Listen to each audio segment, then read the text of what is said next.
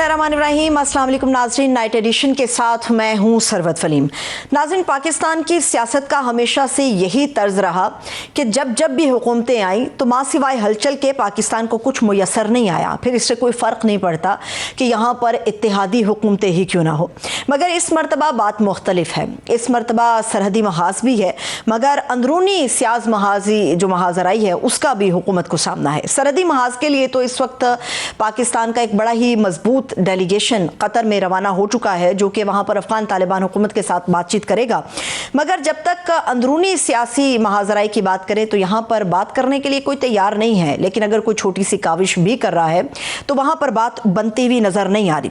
हुकूमत को इस वक्त सिर्फ अपोजिशन जमातों का सामना नहीं है, बल्कि जो सियासी बैसाखियाँ इस वक्त पाकिस्तान पीपल्स पार्टी ने मौजूदा हुकूमत को फराहम की हैं, वहाँ से भी कुछ मुश्किलात हैं और पीपल्स पार्टी भी वफाकी हुकूमत से नाराज़ है। रोज़ाना हम देखते हैं कि पाकिस्तान पीपल्स पार्टी की तरफ से कोई ना कोई एक बयान जो है वो वफाकी हुकूमत के ख़िलाफ़ दाग दिया जाता है। मियाँ नवाज शरीफ साहब ने शहबाज शरीफ साहब को वाज़ेह हिदायत की कि आपको ये दूरियां ख़त्म करना होगी, जिसके ऊपर मियाँ शहबाज शरीफ साहब ने एक मुलाकात भी की आसिफ अली जरदारी साहब के साथ। लेकिन बात बनी नहीं, मगर ऐसा लगता है कि बात मज़ीद बिगड़ गई है। बात यहाँ पर नहीं रुकती। इस वक्त मौलाना फजलुर रहमान साहब जो हैं वो भी वफाकी हुकूमत से अचानक से नाराज़ हो गए हैं और लाखों की तादाद में कारकुनान को हुक्म जारी कर दिया है कि सिर्फ टाइम फ्रेम का इंतज़ार करें, किसी भी लम्हे इस्लामाबाद जाने की कॉल दी जा सकती है। अब जो सबसे अहम सवाल इस वक्त वफाकी हुकूमत के लिए है, जो कि अंदरूनी सियासी महाजराई को लेकर जाना जाएगा, वो ये है कि जो सियासी नुकसान पाकिस्तान तहरीक इंसाफ समेत तमाम अपोजिशन जमातें वफाकी हुकूमत को नहीं पहुंचा पाई, क्या मौलाना फजलुर रहमान साहब की जमात और उनकी लाखों की तादाद में कारकुनान अगर इस्लामाबाद की तरफ आते हैं, मार्च करते हैं, रुकते हैं, तो क्या वो सियासी नुकसान GUI फे मौजूदा वफाकी हुकूमत को पहुंचा पाएगी? ये बड़ा अहम सवाल भी है और यही वो नुकता है जिसके ऊपर आज प्रोग्राम का आगाज़ करने जा रहे हैं। इस वक्त हमारे मेहमान वज़ीर ममलकत बराए सकाफ़त व विरसा हुज़ैफ़ा रहमान साहब हमारे साथ मौजूद है। बहुत शुक्रिया हुज़ैफ़ा साहब, थैंक यू के वक्त के लिए।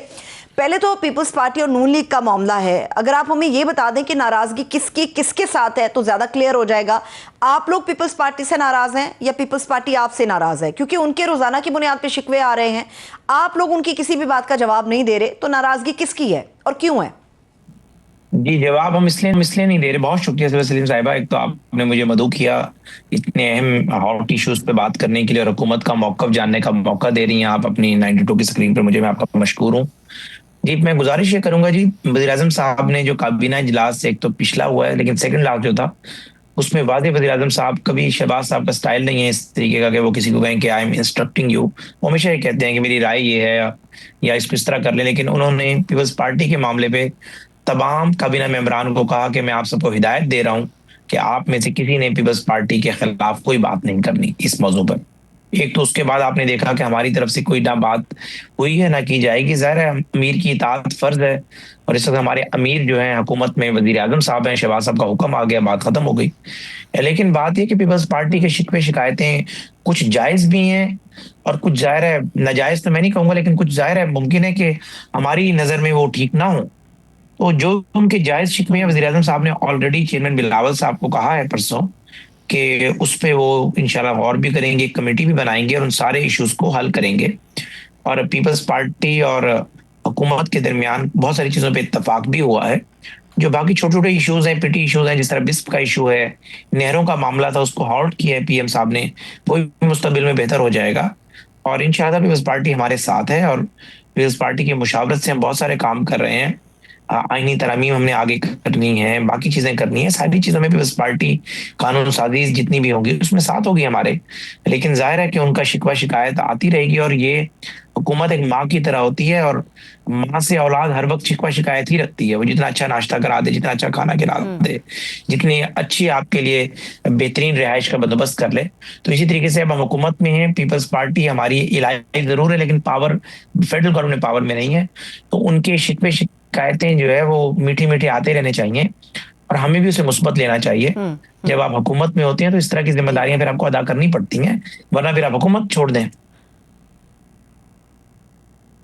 ठीक है, लेकिन हुज़ैफा साहब ये आपकी बात बिल्कुल दुरुस्त है कि शिकवे शिकायतें हैं। एक राय ये है कि शायद पाकिस्तान पीपल्स पार्टी जो है वो बहुत ज़्यादा की उम्मीद लगाकर बैठ गई और वो चीज़ें पूरी नहीं हुई तो इसलिए भी शिकायत है। दूसरी बात ये है कि अगर ये मीठे मीठे शिकवे शिकायतें हैं तो इसमें ये शिकवा भी किया जा रहा है कि अगर हमें मज़ीद इसी तरह से ट्रीट किया गया तो ऐन मुमकिन है कि पीपल्स पार्टी जो है वो वफाकी हुकूमत से अपनी हिमायत को खींच लेगी। अगर ये शिकवा वो दुरुस्त साबित करने पर तुल जाते हैं तो फिर मुस्लिम लीग नून के पास क्या ऑप्शंस हैं? देखिए, अगर किसी रहनुमा ने बात की है तो मैं समझता हूँ कि वो रहनुमा या तो चेयरमैन बिलावल और आसिफ जरदारी साहब से जो प्राइम साहब की बातचीत होती है उससे आगाह नहीं है, या फिर अगर आगाह है तो जज्बाती बात है। मेरे ख्याल से ऐसा कोई दूर दूर तक ऐसा कोई इम्कान नहीं है कि पीपल्स पार्टी हमसे अलहदा होगी या हम उन्हें अलहदा होने देंगे। इख्तलाफ जरूर रहते हैं, दो सगे भाइयों में भी इख्तलाफ होता है, तो लेकिन उसका ये हरगिज मतलब नहीं है कि पीपल्स पार्टी जिसके वोटों से हमारी हुकूमत वज़ारत उज़्मा कायम है और हमारे वोटों से उनके चेयरमैन सेनेट बने हैं, यूसुफ गिलानी साहब बतौर सेनेटर इस्लामाबाद की सीट से मुंतखब हुए, उसमें पीएमएलएन के एमएनएस के वोट शामिल थे। आसिफ जरदारी साहब सदर पाकिस्तान बने, उसमें पीएमएलएन के वोट शामिल हैं। पंजाब असम्बली से एक ह्यूज मेजोरिटी से उन्हें जितवाया। इसी तरीके से बलोचिस्तान हुकूमत हमारी ही राइट था, लेकिन हमने अपना राइट छोड़कर उन्हें वज़ीर आला उनका बनाया, उसमें हमारे वोट शामिल हैं। तो हम दोनों लाजिमुल मजलूम हैं, बट ये जरूर है कि हम चूंकि फेडरल गवर्नमेंट में हैं हमारे जरा जज्बाती रिएक्शन कम होता है, चूंकि ज़ाहिर है हम इस वक्त बड़ा भाई हैं, वो छोटे भाई हैं, तो उसमें यह है कि उनकी तरफ से एक रिएक्शन आ जाता है, जज्बाती हो जाते हैं। तो कोई उसमें ऐसी परेशानी की बात नहीं है। पीपल्स पार्टी के चेयरमैन से शहबाज साहब की बहुत अच्छी मीटिंग रही, बड़े खुशगवार माहौल में रही। जरदारी साहब से बहुत अच्छी मीटिंग रही और उसमें जो है शिकवे शिकायतें थी, बहुत सारे हमारे लोगों की शिकायतें उन्होंने की, बहुत सारे इश्यूज पे बात उन्होंने की, लेकिन अल्हम्दुलिल्लाह वो कहते हैं कि all is well if ends well. तो पीपल्स पार्टी के साथ यही हिसाब है कि एंड इज वेल नाउ।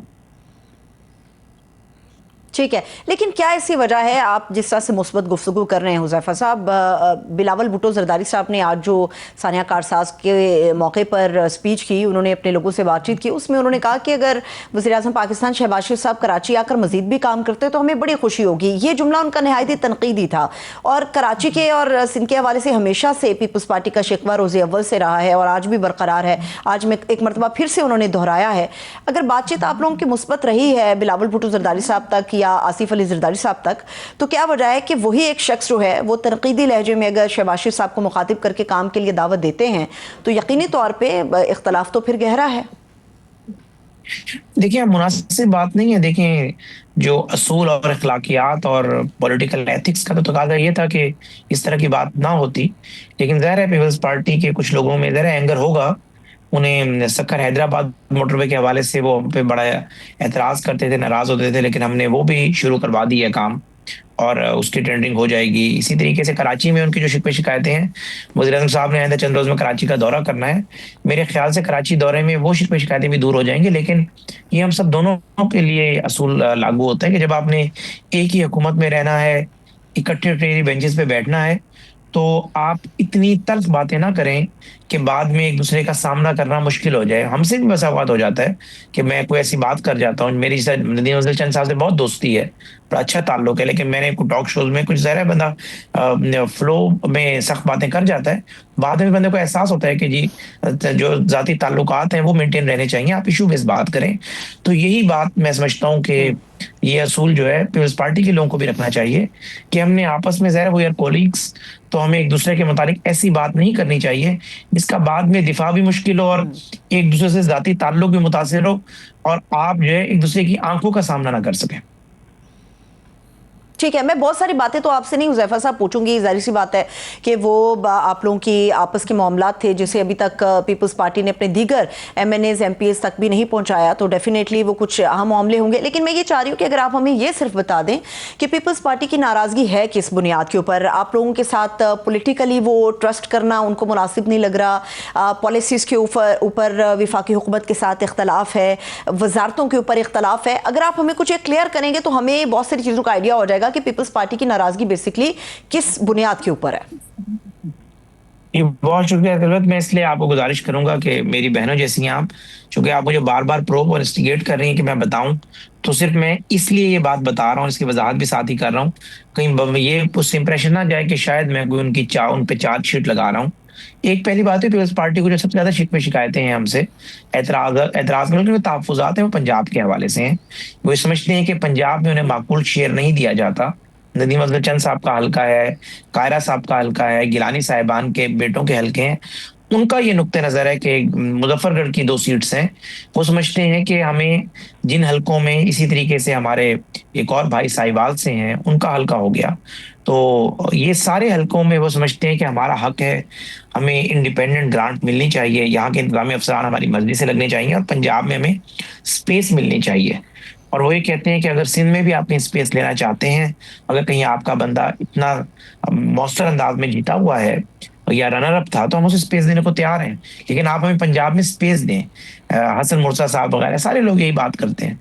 तो मेरे ख्याल से सबसे बड़ा शिकवा तो शहबाज साहब से नहीं है, पंजाब हुकूमत से है। शहबाज साहब तो बीच में आकर मीडिएटर का रोल प्ले कर कर एज अ ट्रबल शूटर का रोल प्ले करते हैं, हुकूमत के लिए, यानी सूबाई हुकूमत के लिए भी, अपनी पार्टी के लिए भी। लेकिन असल उनका मसला पंजाब के साथ है, मेजर इशू जो मुझे पता है। वो चाहते हैं कि हमें पंजाब में जो है आप स्पेस नहीं दी जा रही। मरियम नवाज साहिबा के हवाले से वो शिकवे शिकायतें करते हुए नजर आते हैं। मरियम नवाज साहिबा उस हवाले से ये बात करती हैं, उनका नुक्ता नजर भी आपके सामने रख देता हूँ कि मैंने तो गैर जो कानूनी कहें या आउट ऑफ मेरिट कहें, मेरिट के खिलाफ काम मैं तो मैंने एमपीएस का भी नहीं करती, और ये बात फैक्ट है। कोई डीएसपी, कोई एसएचओ, कोई तहसीलदार, कोई एसी का ट्रांसफर अपने एमएनएस का भी वो नहीं करती। तो वो कहती हैं कि कैसे पॉसिबल है कि मैं डिप्टी कमिश्नर, डीपीओ या बड़े जो डिविजनल हेडक्वार्टर है वहां कमिश्नर और आरपीओ इनकी मर्जी से लगा दूं, और अगर कोई सड़कें बनानी है तो मुझे स्कीम्स दें, लेकिन मैं इनकी डिस्पोजल पे 2 अरब या 3 अरब कैसे दे सकती हूँ? उनका नुक्ता नजर है। मुमकिन है इससे कोई हमारी पार्टी के लोग इख्तलाफ करें, लेकिन मैं आपको उनकी राय बता रहा हूँ। लेकिन उन्होंने ये पैमाना अपनी पार्टी के एमएनएमपीएस के लिए नहीं, अपने वुजरा के लिए भी रखा हुआ है। तो पीपल्स पार्टी उससे नाराज नजर आती है, इख्तलाफ करती है। राजा परवेज अशरफ साहब का हल्का है, तो ये सारे भाई यही वजह है। और बाकी नहरों का मामला है, Peoples Party knows very well कि नहरों का ब्रेन चाइल्ड कहाँ से आया था, कहाँ मीटिंग्स हुई थी, जरदारी साहब को पता है, हर बात का पता है, उन्हें पता है। उसमें वो नहीं है। बिस्प भी पंजाब से ही जुड़ा हुआ है, जरा सैलाब आया है तो बिस्प पे उन्होंने बात क्यों की थी? इसीलिए की थी कि बिस्प की चेयरपर्सन पीपल्स पार्टी से है, और गो मरकज का ये फंड है 712 अरब का, लेकिन इसकी चेयरपर्सन जो पीपल्स पार्टी के पास है। तो उनके जहन में था कि अगर अलाउ कर देंगे तो हमारे एमएनएज एमपीएस डोमिनेट करेंगे पंजाब के सैलाबजदा इलाकों में जाकर। तो वजह सिर्फ पंजाब है। तो मेरे ख्याल से आने वाले दिनों में मियां नवाज शरीफ साहब हमारी पार्टी के सदर हैं, हमारे कायद हैं, मियां साहब के पास ये मामला जाएगा, और मेरे ख्याल से इसका भी हम हतमी हल निकाल लेंगे और पीपल्स पार्टी के ये तहफ्फुज़ात भी दूर करेंगे इंशाअल्लाह ताला। ठीक है, ये चलिए, ये तो हुज़ैफा साहब आपने बेहतरीन काम किया कि हमें एक पिक्चर क्लियर हो गई कि पीपल्स पार्टी का बेसिक इख्तलाफ जो है वफाक नहीं पंजाब हुकूमत से है। और मुझे याद पड़ता है कि चंद रोज़ कबल ही मियां नवाज शरीफ साहब की तरफ से ये हिदायत की गई थी कि पीपल्स पार्टी के साथ मामलात को जो है वो दुरुस्त किया जाए, और उस पर आसिफ अली जरदारी साहब के शहबाज शरीफ साहब की मुलाकात भी हुई थी।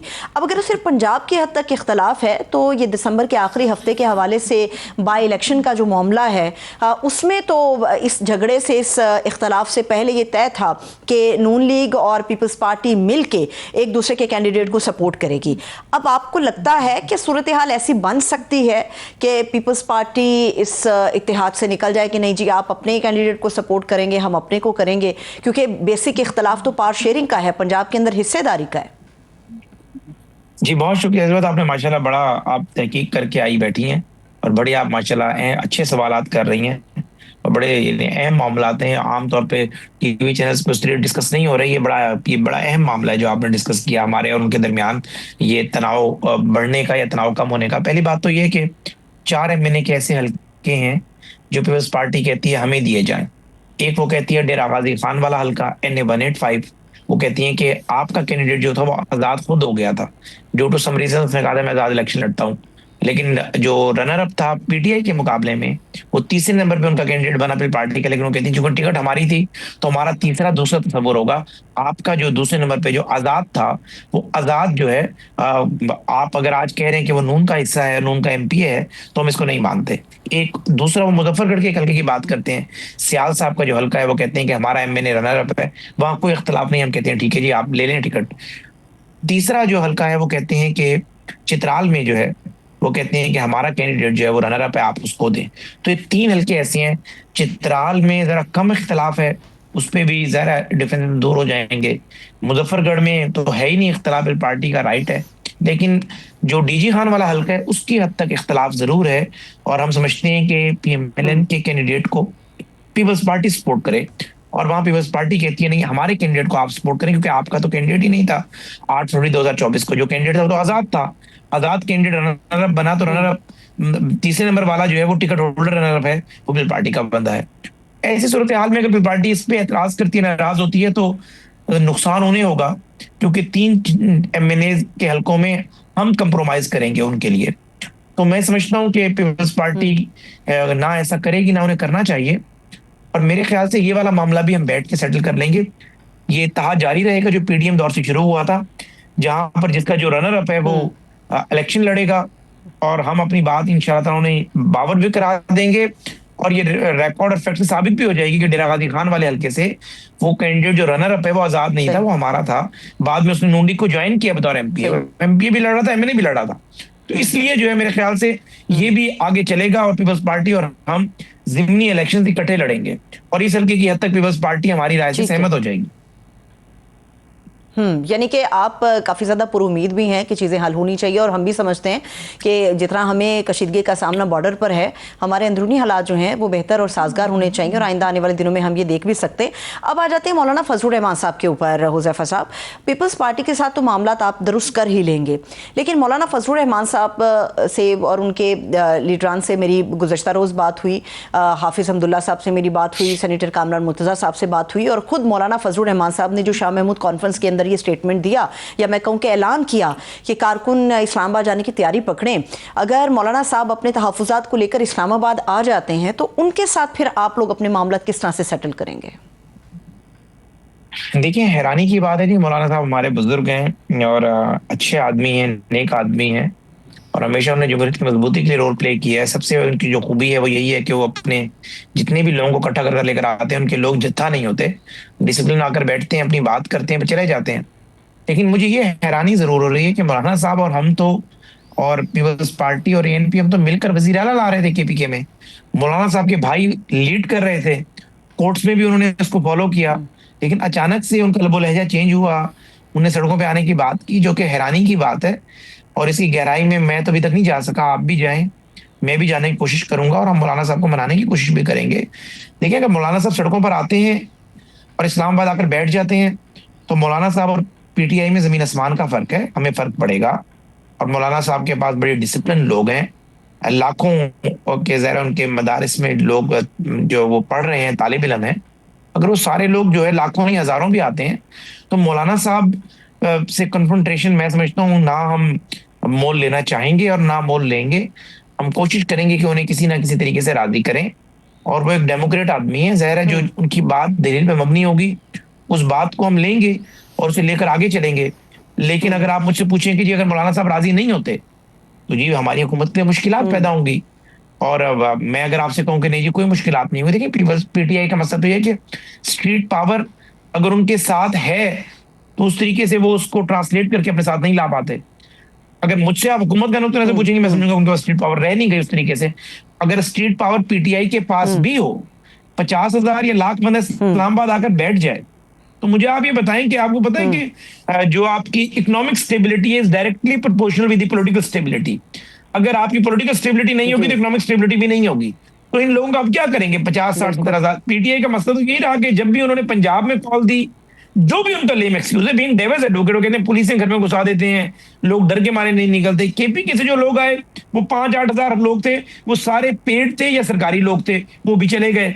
तो वजह ये है कि जब आपके पास मासे उस तरीके से आपका साथ नहीं देते या आपके लिए सड़कों पर नहीं निकलते, यानी आपको वोट देते हैं लेकिन आपके लिए सड़कों पर नहीं निकलते, तो आपके लिए मुश्किल होता है किसी भी मुंतखब हुकूमत को जो है डिसमेंटल करना या उनकी मुश्किलात पैदा करना।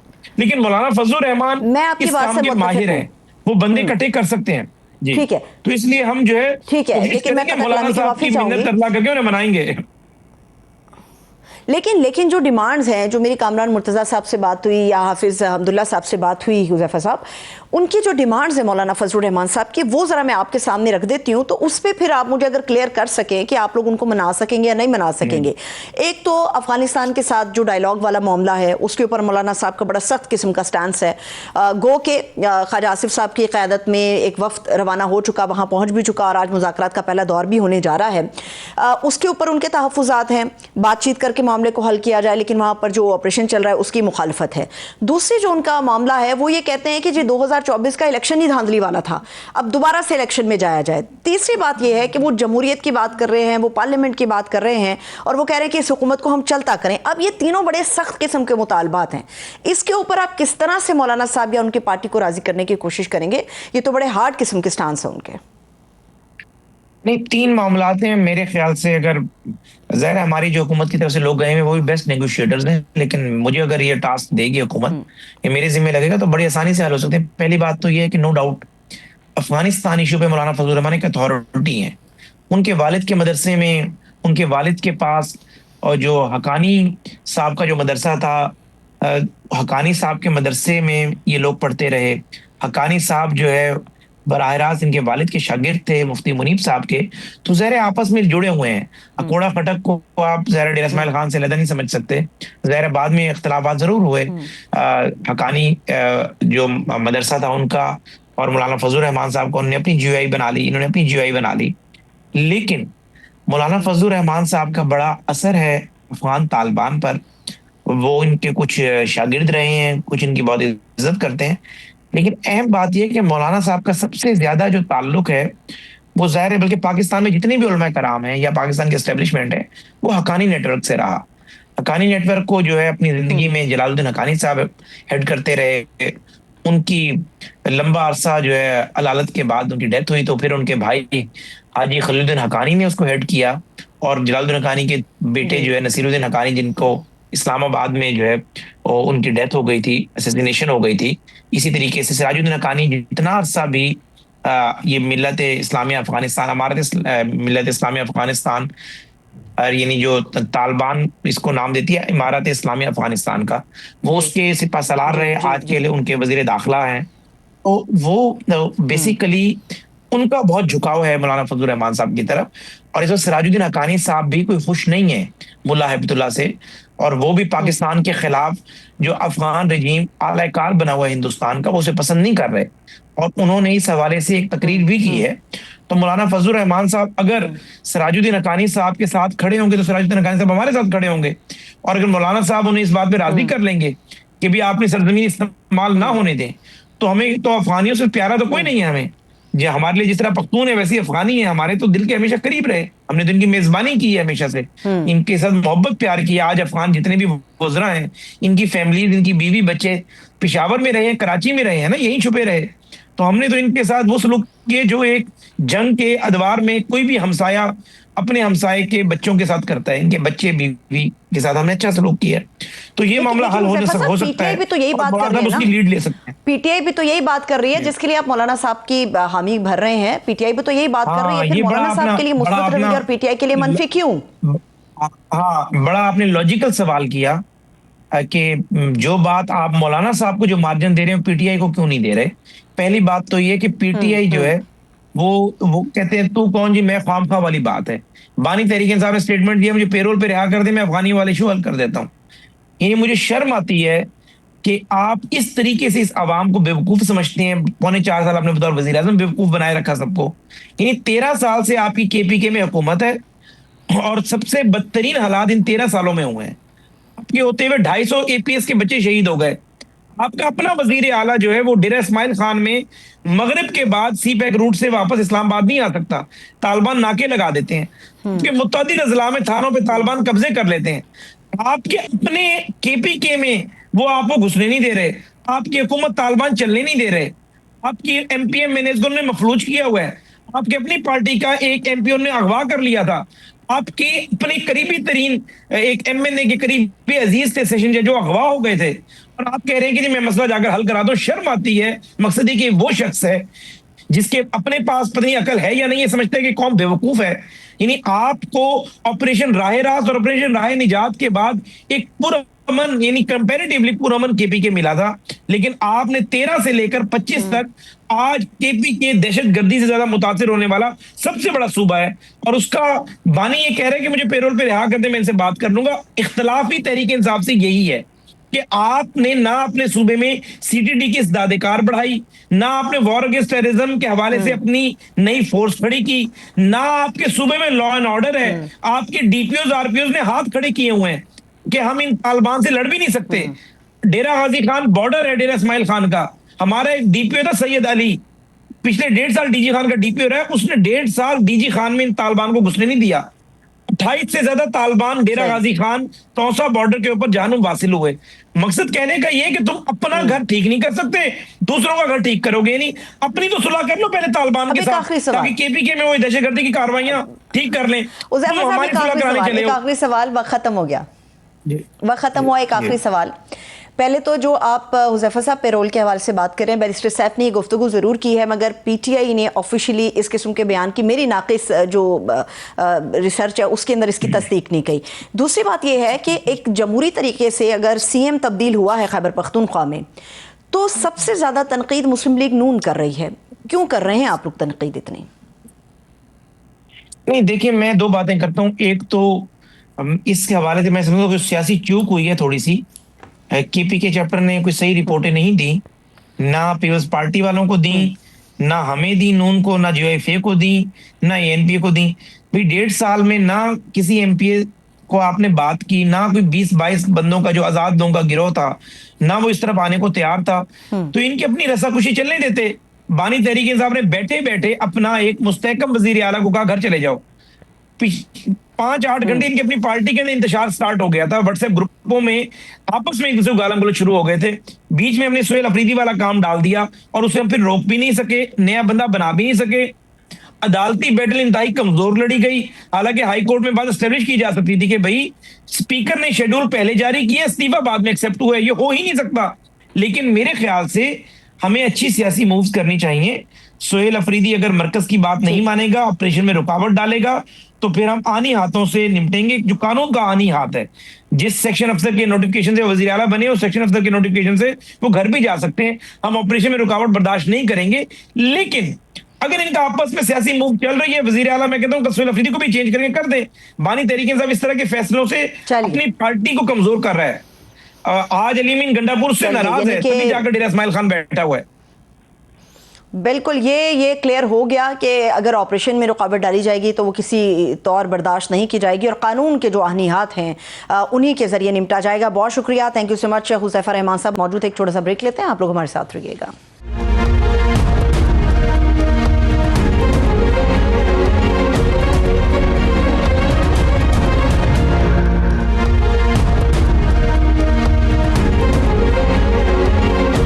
ब्रेक के बाद एक मरतबा फिर से खुशामदीद कहेंगे। नाजरीन, आर्जी सीज फायर के बावजूद अफगान सरहद पर दहशतगर्दी के वाकयात, गोलियों की गूंज, बारूद की बू और मुसलसल तनाव ने खित्ते की फिजा को एक मरतबा फिर से संगीन कर दिया है। पाकिस्तान और अफगानिस्तान के दरमियान कशीदगी महज एक सरहदी तनाज़ा नहीं रही, बल्कि ये अब एक ऐसे स्ट्रेटेजिक महाज के अंदर तब्दील हो चुकी है जिसके पीछे भारत का घिनौना चेहरा अब वाज़े नजर आ रहा है। पाकिस्तान के सिक्योरिटी इदारों की रिपोर्ट्स बिल्कुल वाज़े बता रही हैं कि दहशतगर्दी के हालिया वाकयात में एक नया पैटर्न उभर कर सामने आया है। सरहद पार से मंसूबाबंदी और दहशतगर्दों की ट्रेनिंग, सहूलतकारों का नेटवर्क और टारगेटेड कार्रवाइयां। पाक अफगान कशीदगी में सीज फायर के बावजूद दहशतगर्दी के वाकयात कोई इत्तेफाक नहीं है, बल्कि एक मुनज़्ज़म हिकमत अमली का हिस्सा है और इस पर अफगान हुकूमत का रवैया ऐसा है जैसा वो दहशतगर्द गिरोहों की सरगर्मियों पर खामोशी मंजूर कर रही है। दोहा में आज से शुरू होने वाले मुज़ाकरात निहायती अहमियत इख्तियार कर चुके हैं, जहां पर पाकिस्तानी वफ्द की क़यादत वज़ीर दिफा ख्वाजा आसिफ कर रहे हैं। यही वो मुज़ाकरात हैं जो दोनों मुमालिक में मुस्तक़बिल के ताल्लुकात का रुख तय करेंगे। पाकिस्तान चाहता है कि सरहदी सलामती को यकीनी बनाया जाए, अफगानिस्तान के अंदर मौजूद दहशतगर्दों के जो महफूज ठिकाने हैं उनको भी मुकम्मल तौर पे ख़त्म किया जाए। लेकिन अहम सवाल यह है कि भारत के आशीर्वाद के बाद क्या काबुल वाकई इस सिमत में मुखलिस हो पाएगा? पाकिस्तान ने हमेशा अफगानिस्तान के साथ भाईचारे और कुर्बानी का मुजाहरा किया, लाखों मुहाजिरीन को पनाह दी, मुआशी और इंसानी मदद फराहम की, आलमी फोरम पर उनका मुकदमा भी लड़ा। लेकिन आज जब पाकिस्तान खुद दहशतगर्दी के जख्म सहरा है तो अफगानिस्तान भारत के इशारों पर हमें खेलता हुआ नजर आता है।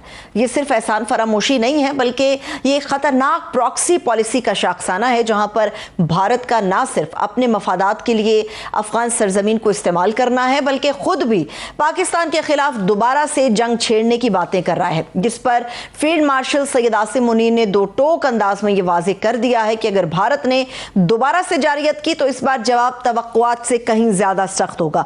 इसी पर बात करने के लिए दिफाई तज्जियाकार हैं ब्रिगेडियर रिटायर्ड बाबर अलाउद्दीन साहब, उन्हें हम वेलकम करते हैं। बहुत शुक्रिया ब्रिगेडियर साहब आपके वक्त के लिए। ब्रिगेडियर साहब, इस वक्त जो चीज़ें चल रही हैं और जिस तरह से अफगानिस्तान के मामले को टैकल किया जा रहा है, आपको क्या लगता है कि मुज़ाकरात कामयाब हो भी गए तो ये कितने देर पाएंगे? जी बहुत शुक्रिया, बड़ा इंपॉर्टेंट मौजू है आजकल के हवाले से। मुज़ाकरात तो जब भी होते हैं तो जहाँ तक उनकी कामयाबी का ताल्लुक है उसके सिलसिले में सबको पुरुमीद रहना चाहिए, क्योंकि अगर होप नहीं होगी तो फिर मुज़ाकरात का फायदा नहीं होता। तो उस हवाले से तो मैं अभी भी ऑप्टिमिस्टिक हूँ कि कोई ना कुछ का मुफ्त नतीजा निकले।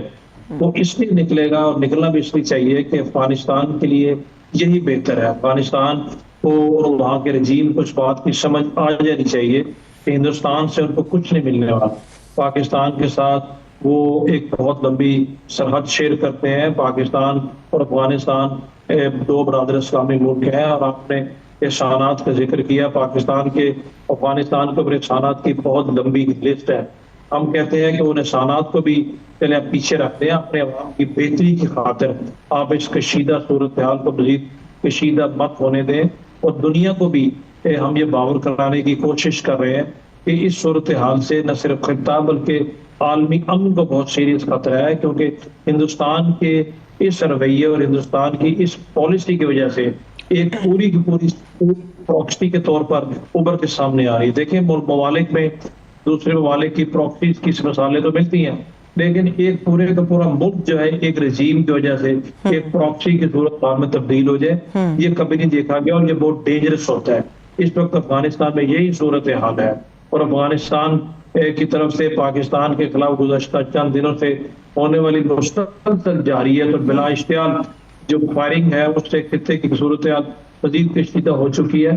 पाकिस्तान ने न सिर्फ दो टोक बता दी है बल्कि अमल भी करके दिखाया है। ठीक है, लेकिन मैं मुत्तफिक हूँ आपकी बातों से ब्रिगेडियर साहब, लेकिन यहाँ पर जो सबसे बड़ा मामला है वो ये है कि पाकिस्तान इन मुज़ाकरात के शुरू होने से पहले भी यहाँ पर यही बात करता रहा और जो कतर जाने वाला डेलीगेशन है उसने भी बड़ा दो टोक बताया कि जो मुज़ाकरात हैं उनका तो बुनियादी नुक्ता या बुनियादी एजेंडा वो यही है कि आप अपनी सरजमीन को पाकिस्तान के खिलाफ इस्तेमाल नहीं होने देंगे, दहशतगर्दों को जो है वो पाकिस्तान के हवाले करेंगे या उनके कैंप्स को तबाह करेंगे। लेकिन जब जब इस नुक्ते के ऊपर अफगान तालिबान के साथ बातचीत हुई है वो सिर्फ आए बाएं और शाएं करते रहे हैं। जब ये मरकजी नुक्ता ही हम अचीव नहीं कर पाएंगे तो फिर मुज़ाकरात की कामयाबी के बारे में कैसे हम गुमान कर सकते हैं?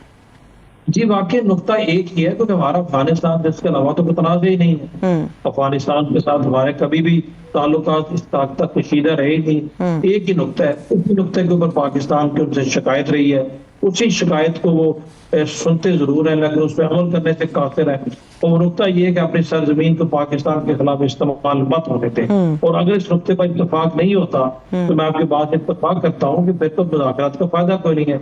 लेकिन आप जो आपने फरमाया कि पहले भी उनसे कहा गया, पहले पर अपने फर्क ये है कि पहले हम सब्र और तहम्मुल का मुजाहरा करते रहे और हम सिर्फ उनको बार बार बावरत कराते रहे, उनको बताते रहे कि ये कितना जरूरी है। अभी हमने उनको थोड़ी सी झलक भी उनको दिखाई है कि अगर आप ये नहीं करेंगे और आप बिला इश्तियाल फायरिंग की तरफ आएंगे तो फिर आपके साथ ये सलूक होगा। फिर हम डीप जाके अपने टारगेट्स को खुद ही एंगेज करेंगे। फिर आपकी शिकायत की किसी हवाले से भी नहीं सुनी जाएगी और आपकी शिकायत असूल पस्ती के भी खिलाफ होगी। तो इस दफा थोड़ा सा उनको भी चीज का इल्म, और ये भी याद रखें कि जो हालिया 48 आवर से जो जंगबंदी हुई है जो कि कल एक्सटेंड हुई थी, culmination of these negotiations, ये जंगबंदी की दरखास्त भी उन्हीं की तरफ से आई थी। तो जब जंगबंदी की दरखास्त उनकी तरफ से आई है तो कुछ दोस्त ममालिक बीच में कॉमन पाकिस्तान और अफगानिस्तान के जो खैर खा बराबर इस्लामी मुल्क हैं जिनसे इन्होंने राब्ता किया है, उनकी मुदाखलत या उनकी दरखास्त के ऊपर ये मुज़ाकरात हो रहे हैं। तो मुज़ाकरात का एजेंडा कोई तो लंबा नहीं है, लॉजिकल बात है, दुनिया उसको समझती है और पाकिस्तान जस्टिफाइड है कि आप अपनी सरजमीन को पाकिस्तान के खिलाफ दहशतगर्दी के लिए इस्तेमाल मत होने दें। इसके अलावा हमारे आपसे कोई झगड़ा नहीं है, दोनों में इस्लामी ममालिक हैं, भाईचारे के साथ रहे ताकि आप भी अपने अवाम के लिए बेहतरी के काम कर सकें। सही है, लेकिन ब्रिगेडियर साहब ये सिर्फ यकनकाती तो मुज़ाकरात होंगे नहीं। अगर दोनों तरफ से कुछ डिमांड्स पाकिस्तान का डेलीगेशन देगा, कुछ डिमांड्स जो है वो अफगान तालिबान हुकूमत फराहम करेगी, तो ऐसे में अगर उनकी तरफ से ये डिमांड आती है कि पाकिस्तान ने जो बड़ा घाट किस्म का स्टांस लिया है कि जी जो अफगान पनागुज़ीन यहाँ पे इलीगली मुकीम है और वो आज की बात नहीं है, वो कई सालों से दहाइयों से मुकीम है, अब उनको पाकिस्तान अगर अपनी सरजमीन से फौरी तौर पर निकाल रहा है तो उसके अंदर कुछ नरमी करें। अगर ये डिमांड आती है कि उन्हें कुछ वक्त दिया जाए ताकि वो अपना सरमाया समेट सकें, अपने अहलो अयाल को लेकर फौरी तौर पे ना निकल सकें, कोई मामलात को अपने दुरुस्त कर सकें, तो क्या आपको लगता है कि पाकिस्तानी हुकूमत को इसके ऊपर नजरसानी करनी चाहिए? क्योंकि जो इंसानी हुकूक की तंजीमें हैं वो सबसे ज़्यादा इस मामले पर तनकीद कर रही हैं कि फौरी तौर पर लोगों को उठा उठा के बाहर भेजा जा रहा है, उन्हें कुछ वक्त दिया जाना ज़रूरी है। देखिए, ये बात तो किसी के अगर है कि उठा उठा के फेंके जा रहा है जबरदस्त, ये बात तो बिल्कुल मानने वाले नहीं है। 40 साल थोड़ा सा नहीं होता, 40 साल से उनको हमने यहाँ पर रखा हुआ है और उनका अपना मुल्क है, अपना उनका वतन है, वहां पर उनको जाना ही है। मुझे नहीं समझ आती कि किसी को आप ये कह रहे हैं कि अपने मुल्क में वापस जाएं, जबकि बकौल उनके मुल्क के हालात भी बेहतर है, तो फिर तो उनको वहां पर जाना चाहिए। वहां पर कोई फॉरेन फोर्सेज भी नहीं है, इन्वेडिंग फोर्सेज वहां पर नहीं है। हाँ, ये जरूर है कि अगर अफगानिस्तान की तरफ ये डिमांड आती है कि आप इनको कुछ नरमी, कुछ टाइम और दे दें, उस पर गौर किया जा सकता है कि बशर्ते के अफगानिस्तान पाकिस्तान के उस एक नुक्ते के ऊपर मुत्तफिक हो और भरपूर ताउन की यकीन दहानी कराए कि वहां से दहशतगर्दी पाकिस्तान में नहीं हो, फिर इस नुक्ते के ऊपर इस हद तक देखा जा सकता है। ये तो बात पक्की है कि अपने मुल्क तो उन्होंने वापस जाना ही जा, उनका अपना मुल्क है, यहाँ पर मुस्तकिल वो नहीं रह सकते। थोड़ा अगर टाइम फ्रेम आगे पीछे करने की बात होती है, तो डुएबल सजेशन होती है, डिमांड होती है, तो पाकिस्तान को कभी भी तो अफराद के दरवाजे बंद नहीं किए। हम तो मैग्नेनिमिटी के साथ, हम तो खुले दिल के साथ हमेशा बात करते हैं। उस पर यकीनन गवर्नमेंट मुझे पूरा यकीन है और फिक्र करेगी, लेकिन ये सारी की सारी चीजें मुंसलिक उस एक नुक्ते के साथ हैं कि उनको अपनी सरजमीन को हमारे खिलाफ इस्तेमाल होने से रोकना पड़ेगा। बहुत शुक्रिया, thank so much. Brigadier retired Babar Alauddin साहब हमारे साथ मौजूद थे। इसके साथ ही मुझे इजाजत दीजिए, अपना बहुत सा ख्याल रखिए, खुदा हाफिज।